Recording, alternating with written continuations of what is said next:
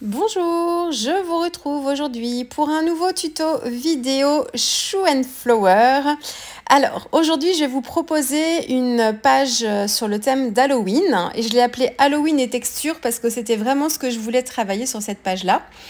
Je vais travailler dans mon petit carnet, enfin mon petit, pas si petit que ça d'ailleurs, mon carnet SMLT, c'est la version mixte média que j'utilise ici.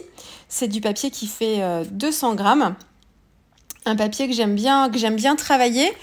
Et donc j'ai sélectionné, je voulais faire une page esprit Halloween et j'ai sélectionné dans les petits tampons plusieurs tampons qui pouvaient correspondre à la scène ou qui pouvaient compléter en fait le thème, être utilisés pour compléter le thème d'Halloween. Mais finalement, je vais travailler avec 2 planches de tampons essentiellement, la planche de tampons qui s'appelle Halloween et une autre planche de tampons avec les frises de saison, avec la frise citrouille. Alors, je voulais, en fait, je réfléchis à comment je vais vous expliquer.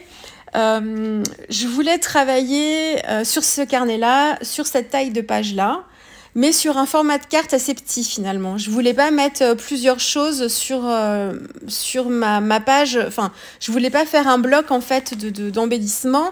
Je voulais certains éléments et je me suis dit bah oui mais sur une grande page comme ça, gna gna gna. Alors du coup ce que j'ai fait c'est que j'ai regardé mes tampons, je voulais mettre ma sorcière avec la frise des citrouilles, un peu comme j'avais travaillé aussi avec mon petit jeune homme au chapeau champignon, une frise en bas, le personnage au milieu et puis complété avec une lune, voilà. Donc ça c'était ma scène de base. Et je voulais travailler sur une grande page. Donc j'ai complété de chaque côté. Donc j'ai commencé par travailler le centre de ma page. Enfin, je l'ai matérialisé avec mes 2 traits de crayon de bois là. Et ensuite, j'ai séparé mes bandes de chaque côté à droite et à gauche en me faisant un rectangle et un carré et en travaillant la diagonale. Donc j'ai un rectangle en haut à gauche et un rectangle en bas à droite, et puis ensuite les deux dans la diagonale opposée, en fait, alors des carrés, à peu près des carrés, hein, j'ai pas essayé que ce soit super symétrique, mais on est quand même à peu près dans une symétrie de part et d'autre. Et toujours la partie centrale. J'ai bien protégé avec du masking tape, surtout, je vais vous le dire à chaque fois, mais c'est très important. J'ai surtout protégé la reliure de mon petit carnet là, je vais travailler avec les poudres, avec de l'eau. On contrôle pas toujours bien, c'est moins précis que l'aquarelle. Et du coup, je vais à tout prix protéger la reliure pour pas avoir d'encre ou de pigments qui viendraient se glisser dans les petits trous de la reliure et qui viendraient salir toutes les pages parce que ça fait un peu effet comme ça. Ça se diffuse et en fait, on a toutes les pages qui sont un petit peu salies derrière. Donc, la première chose, masking tape tout autour. J'essaye de pas avoir un très gros liseré en fait, donc je fais voilà une petite bande. Et ensuite, au niveau de mes traits en fait de crayon de bois, je viens mettre un masking tape. Alors là, il est un peu plus fin celui-ci parce que je voulais pas des grosses bandes, je voulais vraiment des bandes un petit peu plus fines. Donc du masking tape pour déterminer un petit peu mes différentes cases. Donc là, je travaille sur l'esprit moodboard, hein, vous aurez bien reconnu. Donc, je travaille comme si je voulais utiliser la technique du masquage. Là, c'est ce que je suis en train de faire. Mais vous allez voir qu'en fait, avec les Magical, finalement, je me rends compte que c'est bien plus pratique de traiter mon fond de page d'un seul tenant. Et puis de venir après, c'est pas très compliqué de venir détourer la frise avec les petites citrouilles. Donc, c'est ce que j'ai fait après. Et la petite sorcière, c'est pareil. Donc, là, ça me permet de planter le décor un petit peu. J'aime bien faire ça et de voir un petit peu où je place mes éléments. Sachant qu'après, de toute façon, je vais venir retravailler mes mises en couleur sur du papier séparé. Et puis, je viendrai recoller tout ça. Donc ça marche pour la partie centrale. Pour les petites cases que j'ai de chaque côté, ce ne sera pas tout à fait comme ça non plus. Donc, je place mon arbre ici. Mon idée, c'est de suspendre en fait une citrouille à l'arbre. Donc voilà, ça c'est mon point de départ. Et puis sur le reste, je veux travailler des zones de couleurs, mais je ne sais pas encore exactement comment je vais embellir tout ça. Alors, donc je travaille avec mes Magical. Je travaille avec le set Dutch Desserts. C'est le petit pot Purple. Alors, il a un nom à rallonge, encore une fois. Mais ça se finit par Purple. Et puis, je vais utiliser aussi du même set le Golden Apple Strudel. c'est un jaune or. Et puis, je vais travailler avec le set Mountain Meadows, qui est un set de poudre flat, donc qui ne brille pas du tout. Il y a plein de couleurs en fait dedans qui sont hyper flash. Et je vais utiliser la Wild Rose rouge. Vous la voyez, la Wild Rose rouge, c'est celle qui est la plus peps là. Comme je travaillais avec un purple en fait très sombre, enfin très désaturé. Je voulais en fait rehausser. Je voulais pas que ma page soit trop sombre. Finalement, elle l'est quand même malgré tout. Mais je voulais pas qu'elle soit trop sombre. Donc c'est pour ça que j'ai utilisé en complément une couleur un peu flashouille pour venir un petit peu rehausser tout ça. Donc là, vous voyez, au début, je comptais détourer, travailler autour de ma sorcière et de mes citrouilles. Donc, j'ai saupoudré mes petits pigments.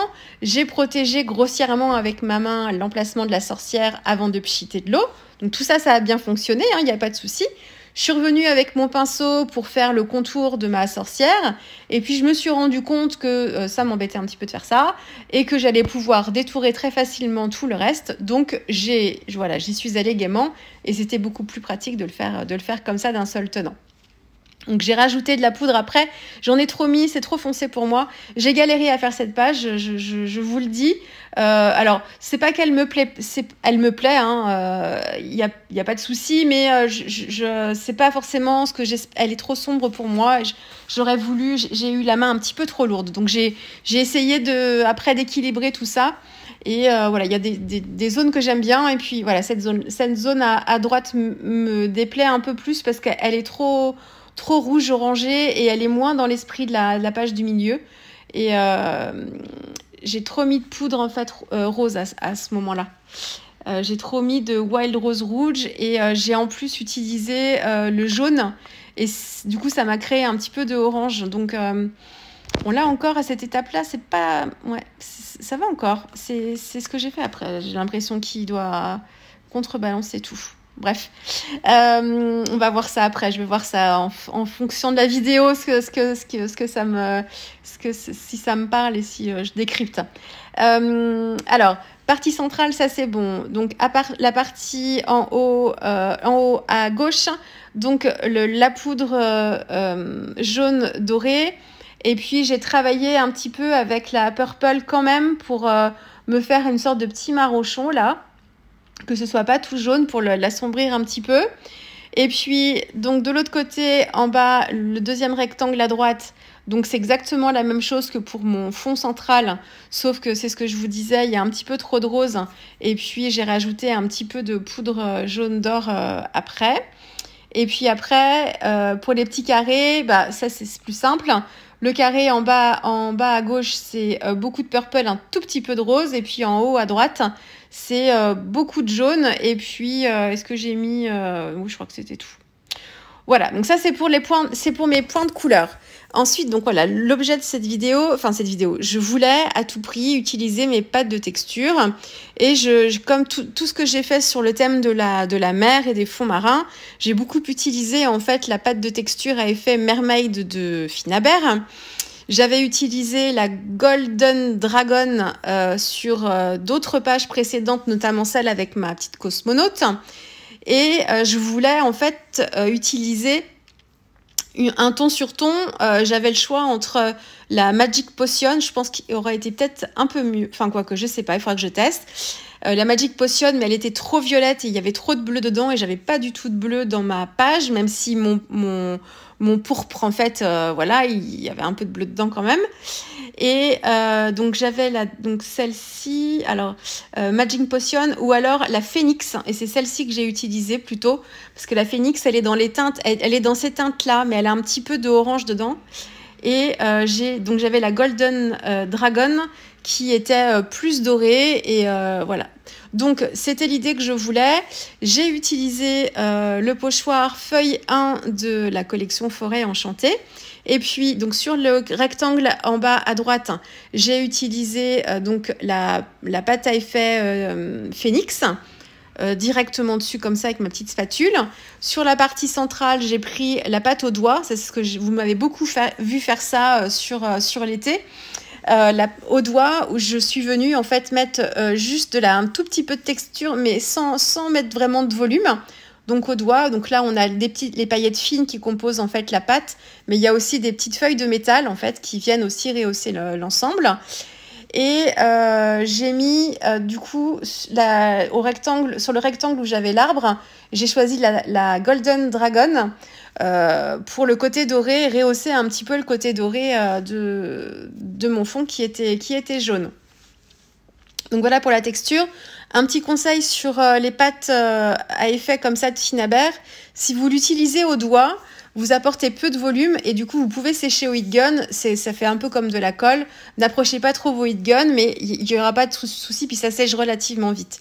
Si vous utilisez par contre cette pâte avec un pochoir, vous allez mettre là du coup de l'épaisseur, créer du relief avec un petit peu plus d'épaisseur et vous aurez plus de colle en fait qui sera sur votre page. Et là par contre c'est une pâte qui supporte très très peu le fait d'être chauffée.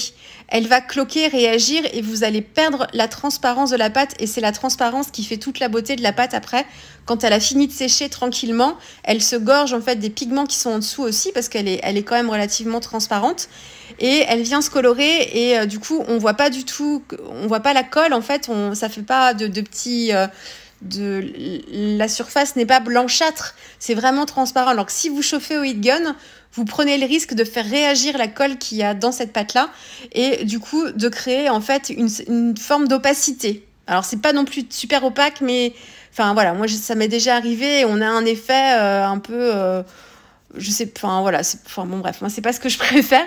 Donc voilà, après vous pouvez tester, peut-être que c'est quelque chose qui vous intéressera, mais si vous voulez vraiment la transparence, il faut vraiment laisser sécher naturellement votre pâte. Ça sèche relativement vite quand même. Donc voilà, la petite parenthèse. Sur ma petite mise en couleur, j'ai travaillé la sorcière de façon hyper basique. J'ai travaillé avec le pourpre Helios, si je ne me trompe pas, mais j'ai pas ma palette sous les yeux. En base, le pourpre Helios, j'ai mis un peu de rose opéra dedans, j'ai désaturé avec un peu de grit paint de temps en temps.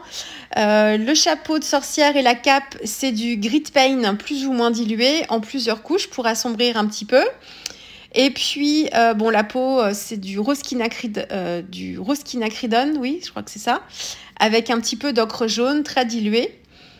Tac, je réfléchis. Et là, donc la petite frise, je travaille donc avec ces mêmes couleurs-là et j'ai rajouté un peu d'orquinacridone pour travailler certaines citrouilles, pour faire des rappels de mes touches de jaune sur mon fond. Et puis, alors, je choisis une dominante en fait de rose de pourpre comme ça. Et je mets juste des petites touches de jaune à certains endroits. Donc, il y a une dominante comme ça de violine. Et ensuite, c'est des petites touches de jaune. J'ai fait des feuilles avec les deux couleurs. Et puis, la pierre tombale, c'est du grit paint. Qu'est-ce que j'ai fait d'autre sur la mise en couleur? Voilà. Donc tout ça, vous l'avez vu. Et ensuite, j'ai travaillé hors caméra parce que cette page m'a pris beaucoup de temps parce que je n'arrivais pas à avoir un résultat qui me plaisait. Donc il a fallu que je fignole chaque petit détail, que je vienne rajouter à chaque fois des petits trucs en plus. Donc ce que j'ai fait, j'ai texturisé mon fond avec le petit tampon texture de la collection Forêt Enchantée avec une encre Versafine noire. J'ai complété mon tamponnage avec la planche de tampon où vous avez toute la série de chiffres que j'aime beaucoup. Pareil avec de la Versafine noire. Le petit tampon texte, vous le retrouvez aussi en haut à droite, en bas à gauche. Je ne l'ai pas utilisé de l'autre côté. Et puis, j'ai travaillé... donc, tout a été fait en première étape avec mes aquarelles. Les mêmes couleurs que pour la sorcière, tout ça. Je comptais laisser ça comme ça. Et je trouvais que ça... Comme mon fond était très, très, très présent, je trouvais que ça manquait d'intérêt, que ça manquait de contraste et de relief. Donc, j'ai tout retravaillé avec mes crayons de couleur. Les têtes de citrouille alors sauf l'arbre là, mais autrement, les têtes de citrouille jaco-lanterne, la cape de ma sorcière, la pierre tombale et surtout les citrouilles du bas, j'ai tout retravaillé avec mes crayons de couleur pour créer des bombées, créer des volumes que je n'avais pas eu avec mes aquarelles. J'ai travaillé ma mise en couleur aquarelle avec le papier justement SMLT Mix Media. Et du coup, je n'ai pas travaillé suffisamment mes fusions Alors, c'est un papier qui permet de les faire, hein. Par contre, c'est un peu plus compliqué. Et j'ai tellement travaillé avec mon Fabriano en 100% coton ou dans des papiers 100% coton pour mes autres carnets que là, j'avoue, voilà, j'ai pas tenté le diable avec celui-ci parce que les fusions se faisaient pas spécialement toute seule. Donc, c'est pas grave. J'ai appliqué une première couche en travaillant quand même certains endroits, certaines ombres. Et après, avec mes crayons de couleur, je suis revenue sur chacun des éléments. J'ai tout repassé au crayon noir, les espaces où j'avais un petit peu de blanc, où j'étais pas allée assez loin avec l'aquarelle aussi. J'ai détouré les petites feuilles aussi séparément, j'ai refait les petites tiges des feuilles qui s'entortillent. La lune, j'ai rajouté un petit peu de doré. Pour les titres, Happy Party, j'ai refait un petit fond coloré et j'ai tamponné mes 2 mots. Là, c'est la planche de tampon Halloween. Oui, la lune, je l'ai travaillée avec mes Magical dorés, enfin celle du set Dutch Desserts. Et j'ai retravaillé à l'intérieur avec un petit crayon gel pailleté, en essuyant au doigt pour étaler un petit peu mes petites paillettes. Qu'est-ce que j'ai fait d'autre? Ah oui, donc tout ça. Et puis oui, j'ai créé des sols pour le petit chat et pour la petite tête sur sa pierre en bas. Et puis j'ai pris mes photos, j'ai filmé la page terminée, et il y avait un truc, ça me dérangeait, la pâte de texture, en fait, les pâtes à effet comme ça, mais ça le fait avec d'autres pâtes, elles ont donc ce côté, il y a de la colle dedans, et elles ont plein de petites paillettes, plein de fines paillettes. Et quand on l'applique en fait comme ça au doigt, on a un effet, quand la colle a séché, il y a un effet en fait très brillant. Donc c'est la paillette qui brille, la paillette qui brille, mais c'est aussi l'effet colle. Et ça m'agressait, enfin j'arrivais pas à me concentrer sur mes éléments. Je trouvais qu'on voyait que le côté brillant de cette colle et pas assez mon fond vraiment ou mes éléments. Donc, j'ai atténué avec de l'oxyde, parce que l'oxyde, quand on applique de l'oxyde sur un fond qui est très pailleté, ça annule l'effet de la paillette. Et du coup, on ne voit les paillettes que sur les motifs négatifs du pochoir. C'est ce que je vous expliquais dans des vidéos précédentes, hein, je vous l'ai dit souvent. Et donc, du coup, il me fallait une oxyde pour pouvoir contrebalancer le côté très, très, très brillant de cette partie centrale, qui est quand même la partie la plus importante. De chaque côté, ça me gêne moins que ça brille. D'ailleurs, la Golden Dragon, elle est super belle, là, vous voyez. Enfin, moi, c'est l'effet que j'aime vraiment beaucoup. Les yeux du Jack-o'-lanterne, on a l'impression qu'il y a de la lumière derrière. Enfin, tout ça, ça me va. La partie centrale, ça m'allait pas du tout. Donc, j'ai pris dans mes oxydes. J'ai pris la Preserves quelque chose. C'est un violine aussi. Et je suis venue avec le même pochoir. Là, c'est le pochoir feuille 1. Avec ma petite brosse, donc par-dessus, ma page était finie là. Je suis venue par-dessus et à certains endroits seulement, j'ai rajouté de l'oxyde pour atténuer un peu le côté brillant.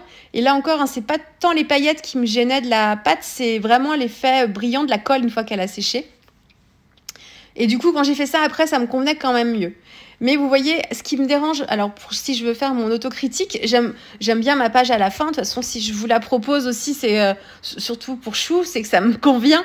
Mais c'est ce qui me dérange, c'est la partie en bas à droite qui est dans un combo de couleurs qui voilà, on est plus sur du rouge orangé et moins sur du rose. Et il aurait fallu que je m'en rende compte un petit peu plus tôt et que je puisse retravailler un petit peu cette partie-là en venant travailler avec le purple, ma petite Magical Purple, pour rehausser un petit peu, enfin voilà, rattraper un petit peu le combo couleur. Mais bon, après vous voyez pas très très bien, mais la pâte elle a un superbe effet. Et en fait, que ce soit sur la partie filmée ou en photo, on se rend, enfin là moi c'est pas, ça reflète pas du tout l'éclat que ça a en fait. Elle est quand même, quand je la regarde moi, j'ai vraiment des teintes qui se rapprochent vraiment très fortement de ma partie principale là, au centre. Et on a un effet beaucoup plus rose, plus rose que rouge. Mais c'est vrai que là en plus sur les photos, mais là je l'ai sous les yeux et c'est pas autant marqué quand même. Bon bref, je l'aime bien. C'est une page d'Halloween. Elle est un peu particulière, un peu trash. Mais voilà, c'est l'avantage quand on travaille aussi sur des thèmes comme ça, c'est qu'on peut se laisser aller aussi à la créativité et puis laisser aller son inspiration. Voilà, j'espère que cette petite page Halloween vous aura plu. Et puis, on va se retrouver. N'hésitez pas à mettre des commentaires. N'hésitez pas, je vous lis toujours. Si vous avez des questions aussi, n'hésitez pas à me les poser. Je prends toujours le temps régulièrement d'y répondre. Et puis, on va se retrouver très vite avec une prochaine vidéo. Allez, au revoir.